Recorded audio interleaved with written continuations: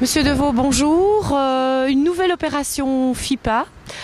C'est la quantième opération FIPA et c'est dans quel contexte que ça se passe aujourd'hui exactement? Pour le transport, c'est la quatrième. Donc nous visons essentiellement les camions pour trois types d'infractions. Les infractions au code de la route, évidemment, en ce compris les prescriptions techniques des véhicules.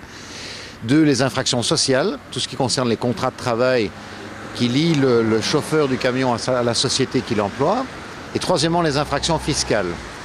Et malheureusement, on doit constater qu'un camion sur quatre est en infraction pour les infractions sociales ou du code de la route, et 1 sur 10 à peu près pour les infractions fiscales. Cette proportion monte d'opération en opération, donc malheureusement c'est un secteur où on doit absolument continuer nos efforts. Maintenant, on organise aussi des opérations de ce type de manière multidisciplinaire, ça c'est l'aspect très intéressant des choses. Ça a été créé à l'initiative de M. Jamard, secrétaire d'État à la lutte contre la fraude fiscale. Et ça fait travailler à la fois les douanes, l'inspection économique, l'inspection sociale, la police fédérale, plusieurs services de la police fédérale, la police locale. On travaille ensemble sur des phénomènes de criminalité particuliers. Alors, ça veut dire aussi bien dans le domaine de la construction.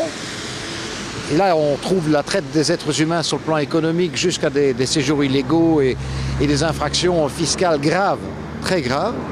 Dans le domaine des phone shops et des night shops, on en est maintenant à une bonne dizaine d'opérations qui ont été menées dans ce secteur sur le plan national. Et des montants d'amendes particulièrement importants ont été récupérés dans les caisses de l'État. Nous avons attaqué aussi d'autres secteurs comme les secteurs des grossistes en produits alimentaires, le secteur du faux, je veux dire le faux Lacoste, le faux Vuitton que tout le monde connaît. Et on doit continuer cette action sur le plan de la coordination, je dirais, de tous les secteurs, qu'il s'agisse de la police ou qu'il s'agisse des autres secteurs de lutte contre la fraude.